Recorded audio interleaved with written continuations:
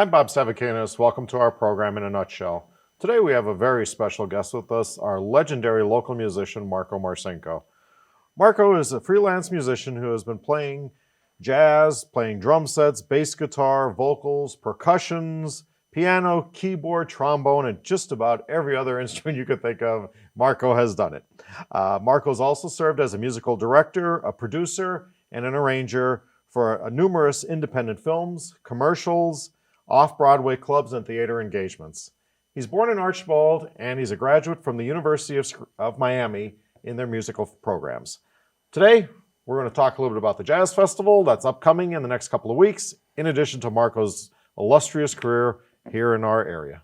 Marco, welcome to our program. Thank you, Bob. Thanks for having me. It's Always a pleasure, may I say, to be at ECTV and to be associated with the talent that's right here in the basement of Scranton. Well, thank you. And of course, ECTV, we do such good stuff and getting all the good things that are out there, learning about all the great events and activities in northeastern Pennsylvania, and meeting some of our local celebrities who make all these things happen. Good stuff. So Marco, let's start and just get right into the Jazz Festival. So Sure. this year we're looking at August 5th, 6th, and 7th, 20 plus venues. Yeah. Just start telling us some of the details. What can our audience expect? Well, this is our 17th year, 17th annual Scranton Jazz Festival. It's in downtown Scranton. As you were saying, 20 plus venues. That means there's venues all throughout downtown Scranton that people could go and hear live music. Not just jazz, but blues and world beat music will be all throughout the city on Friday between 6 p.m. and midnight, Saturday between 6 p.m. and midnight, and even Sunday we're going to have 4 locations with a jazz brunch, and then a big concert at the Ritz Theater with the Four Freshmen, the legendary jazz vocal group. Four Freshmen meets the Scranton Jazz Festival Big Band, the sounds of Stan Kenton and the Four Freshmen. That's going to be the theme of Sunday on August 7th. We also have a great tribute band that does the music of Steely Dan called the Royal Scam, and they're going to be at the Ritz Theater on Saturday night at 7:30. And then I could tell you the other venues in the downtown. I have them right here: Adezo, Art Room, Backyard Ale House, Bar Pazzo, Bartari, Catch 21, Commonwealth Coffee House, Fidelity Bank Lobby, Fork and Bowl, Lavish, the Marketplace at Steamtown, Northern Light Espresso Bar, Peculiar Kitchen, PJ's Pub at the Hilton, Posh, Renaissance at 500 Lackawanna, the Scranton Cultural Center, the Bog, the Garden, the Rail Yard, the Recovery Bank, Courthouse Square, they're going to be doing something, the Ritz Theater, and then tracks at the Radisson. So there's just something everywhere. It'll be like New Orleans. It's going to be great. It always is. Every year we have something to look forward to bring New Orleans, that feel of New Orleans, here to downtown Scranton. If we could do it for 3 days, hey, I'm fine with that. It gives a lot of musicians work and gives a lot of patronage to the downtown Scranton area, to the restaurants and to the retail. And we bring people into the hotels to stay overnight for the weekend. So it's really good for economic development in the city of Scranton. It brings a lot of things to Scranton, and Sure. Scranton's always just an amazing city. Again, I'm always amazed at all the great things that we have to offer throughout the course of the year. And as we said, it's like every year we get together and discuss the Jazz Festival it's going to be 17 years now. You're saying that it's been happening. What inspired you to make this event happen? Well, I've been always motivated to have a jazz festival here in Scranton because you build it, they will come type of philosophy, I guess. But every metropolitan area should have wonderful arts, should have wonderful sports, and we should be no different than anywhere else. We have some wonderful things happening in this area for tourism. And we have some wonderful things happening with corporations and companies in the industrial parks and what have you. We're close to the highways, and our location is really good. So people could come from Philly, Reading, New Jersey, New York, we're right off the beaten path. So having the Jazz Festival is a no-brainer, and people support it, and they come from all over for it. So I think it's a good deal. You know. That actually, we're just leading into a question I was going to ask you. So, where are some of the people that come to the Jazz Festival? I mean, obviously, besides our own people from northeastern PA, but how far does this reach go beyond? And I'm sure you've done survey statistics over the years on it. Yeah, we have through emails and through asking at the main concert events and who came the furthest or whatever, and actually doing some door prizes for that.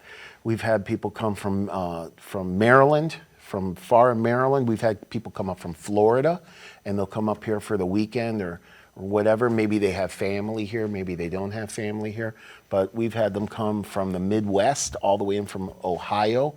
We've had musicians, of course, perform at the festival internationally, from France, from Brazil.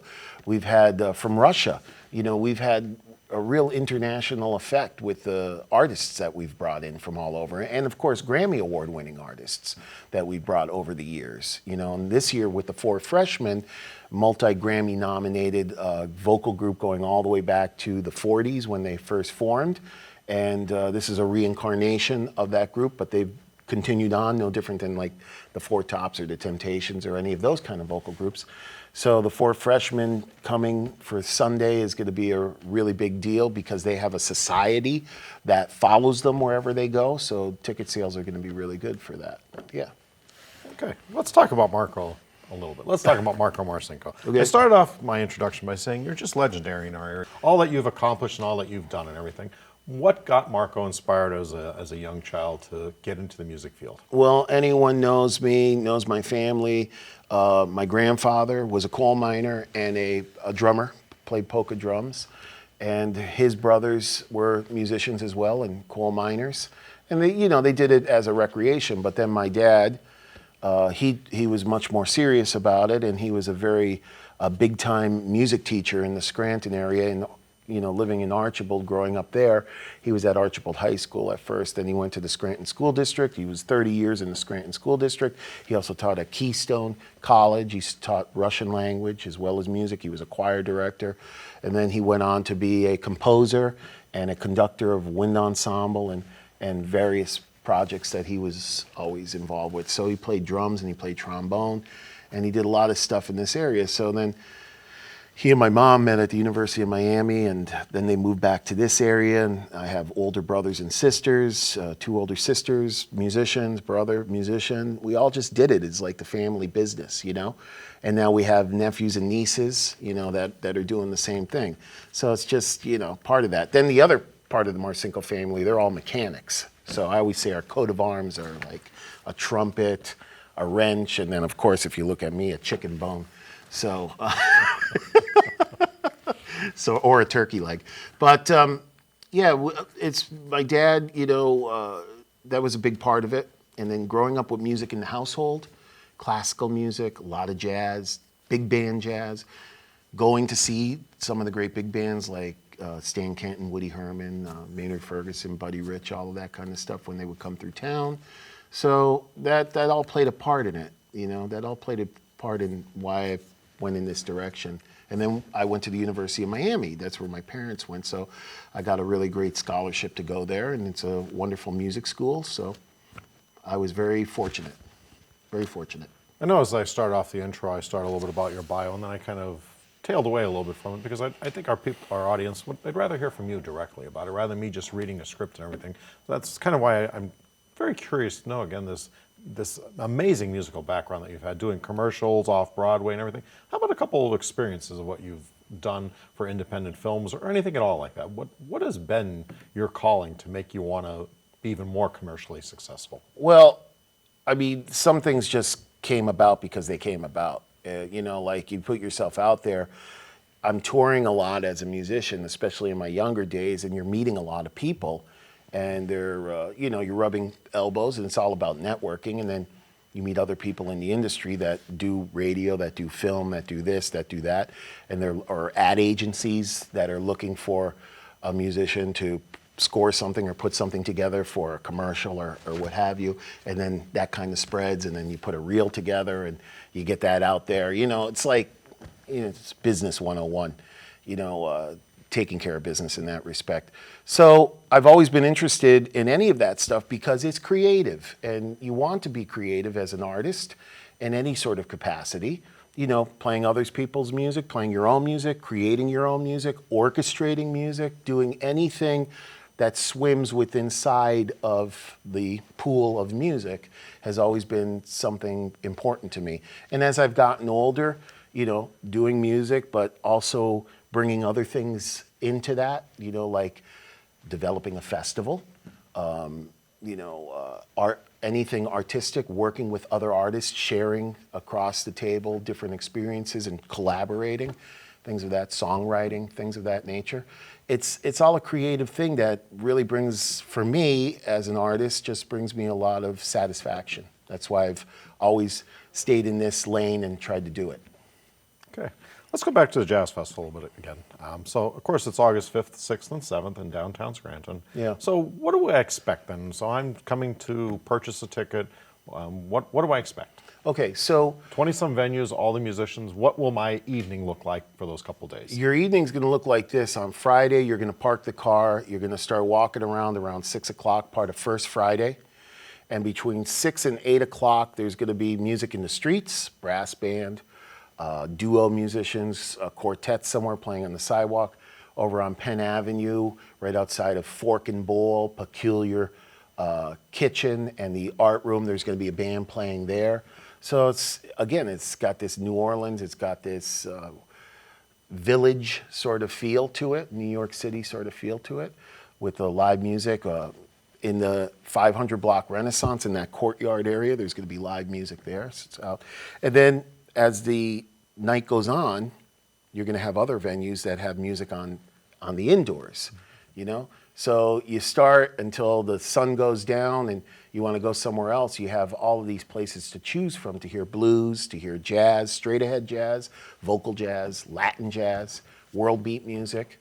Young Lion's going to be performing at one of the venues. They do a reggae sort of thing, you know, and infuse some blues into that. Bobby Kyle's coming, great blues guitarist, vocalist will be performing somewhere. Norman Taylor, another great blues artist. I said the Royal Scam, which does the music of Steely Dan. This stuff kind of dances around what jazz is all about. Jazz has a component of ragtime, a component of African, a component of the blues, a component of gospel and spiritual, all amalgamated to create this music, jazz. So, and even with Steely Dan, some people will say, well, isn't that a pop rock group? Well, Donald Fagen and Walter Becker were big jazz fans, and all those recordings are loaded with the greatest jazz musicians, and you hear these great saxophone solos and unbelievable chord changes that those guys wrote.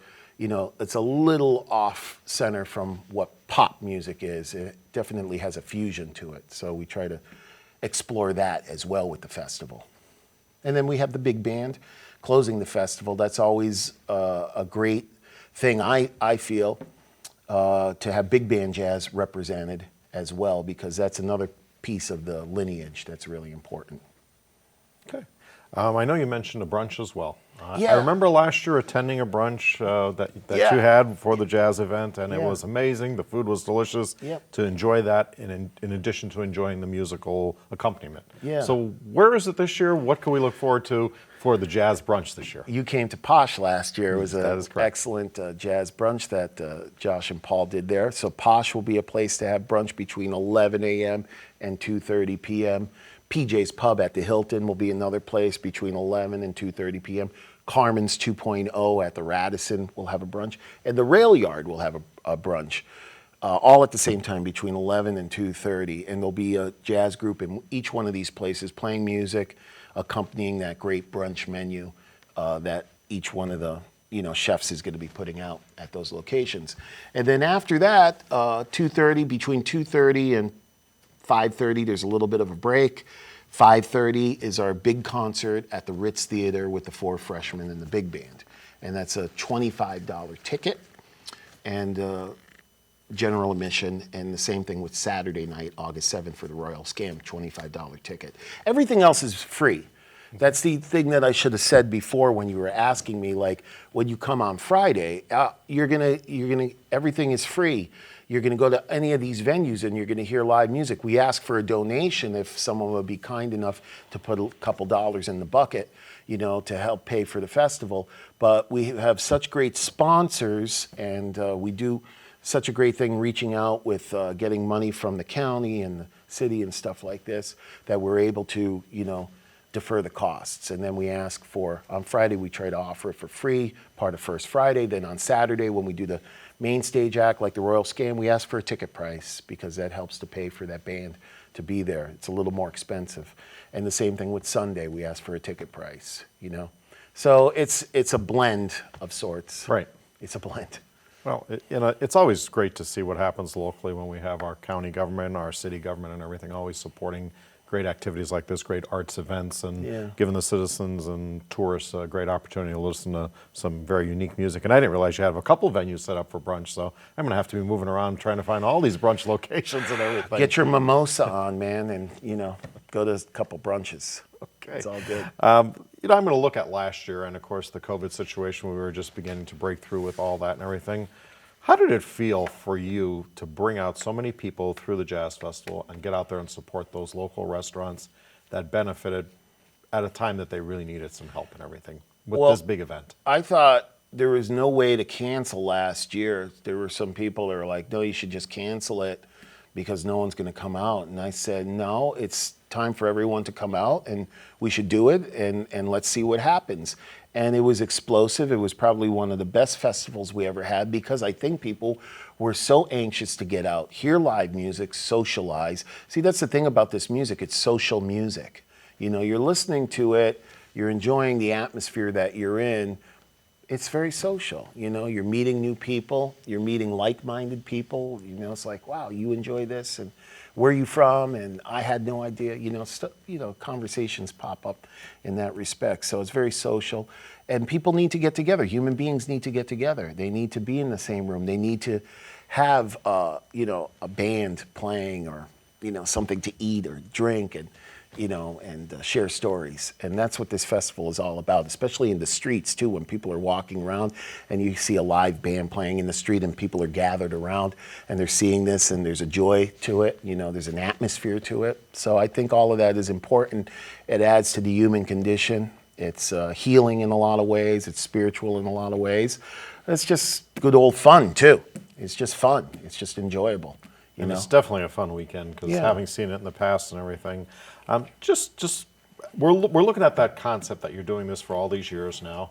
What is it like behind the scenes on that planning committee when you start planning this out? How much is involved? How much time is committed to this? It's hours and hours and hours. And I'll mention we have Executive Director Sarah Efforts. She does her thing with organizing with the festival and web development and design, billboard, posters, things of this nature, raising money. Same thing with me as Artistic Director, design, raising money. Then we have a committee with Larry Pugliese and Jimmy Lang and Jennifer Terrell, Gina Svoboda. We get together and we try to be as glued as possible for the weekend to get things done. We have many volunteers that help out with us. But during the course of the year, making phone calls and emails, solicitations, trying to raise money and reach out to new people and count on old people that have always been there for us. It's a lot of hours. But it's worth it for when it's all said and done, when you see the reaction from the audience. As like you said, you really enjoyed the brunch last year. Some people just make it for brunch because they're just getting back from somewhere else on that weekend and they come out on the Sunday, but they get a great experience. Some people are there Friday, Saturday, and Sunday. Some people are only there on Saturday or Friday. But we try to offer a really wonderful time in downtown Scranton for that period of time that they're there. So do you get a lot of musicians that want to return back again every year? Always. And how do you kind of select who's returning this year or whatever? There's a lot that return because they're very reliable musical acts, reliable individual musicians that guaranteed play the art form the right way. And there's locals and regionals that we juggle in and out. to give people work, and then there's nationals and internationals that come in and out as well to supplement that. So I think it's very well rounded from local to international. You know, you have all those flavors. Okay, you have all those flavors. And there's always new musicians each year. We always try to do another component that's a little bit new, that's a little bit different than last year. Like last year, we had a fireworks display on Friday night. It was awesome. Everything stopped for 15 minutes for a massive fireworks display. People loved it. That brought people into the town, you know? So we're developing some other surprises for this year. I can't say exactly what they are, but another interesting sort of component that'll be fresh and new. Good. It'll give people a reason to go out and get a little extra surprise I at the think festival so. and see what else there is. Let's ask Marco Marcinko, what is your favorite type of music? Well, jazz. I'll go there. I love all music. Duke Ellington would say there's only two kinds of music, good music and bad music. I don't know if I've heard any bad music, because the properties of music that need to be there for me, melody, some sort of harmony, right? Rhythm, you know, nuance, color. These elements you could find in pop music, you could find it in jazz, you find it in classical, you could find it in musical theater, in world beat, Celtic music, anything, gamelan music. I love everything. I'm not judgmental or biased to one thing or another. Now, will I say that I've played all styles of music? I've played a good amount of them, okay? Do I gravitate to jazz because of a reason? Yeah, I gravitate to jazz because it offers the most freedom. And as a musician, as an artist, you want to be free to express yourself. In rock and pop music, there's some barriers that you don't have the same kind of freedom that you have in jazz to be as open with an audience and as open as a musician. So when we improvise, you know, when we get on stage, I always try to use a comparison to democracy. When you get on stage as a jazz musician with a drummer, a bass player, a guitar player, a piano player, a horn player, a singer, and you pick a tune, hey, let's play a blues, or let's play rhythm changes, or let's play Stella by Starlight, or let's play, you know, whatever. You're listening to one another, and you're working off and feeding off one another instantaneously from the moment that the beat is dropped. The song is counted off, 1, 2, 3, 4, here we go. Everyone is listening and negotiating. The drummer's negotiating with the keyboard player, who's rhythmically negotiating with the bass player, who might walk a line or take it somewhere else, and the horn player. So it's really a real democracy where people are listening and negotiating with one another and coming up with a result that's in the moment, and won't be the same each time you play that song. We could be in a blues band and we could play the same blues, like maybe Pride and Joy, Stevie Ray Vaughan or something like that, but each time that we play it, it might be slightly different because of nuance, because of how we're feeling at the time, tempo, these sort of things, you know? So that's what makes jazz so favorable to me. And over the years that I've been doing it, it's like a fine wine, I guess. You know, it gets better and better and better, especially when you play with young musicians and older musicians, a blend of talents, and you hear new voices coming into it. It's very rewarding. It's very rewarding. I want to thank you, Marco Marcinko, for being my guest today, legendary local musician that has done so much in our community. And what do we have to look forward to? Give us the dates and a little detail again about it. Please come to our 17th annual Scranton Jazz Festival. It will be August 5, 6, and 7. And if you want more information, www.scrantonjazzfestival.org. And you're at over 20 venues, and how many musicians approximately are you thinking? 90 to 100 musicians. 90 to 100 musicians. Yeah. Well, another great opportunity for a fun weekend in downtown Scranton that weekend. So thank you, Marco, for being our guest today. Thank you, Bob. I'm Bob Savakinus. Thank you for tuning into our program in a nutshell.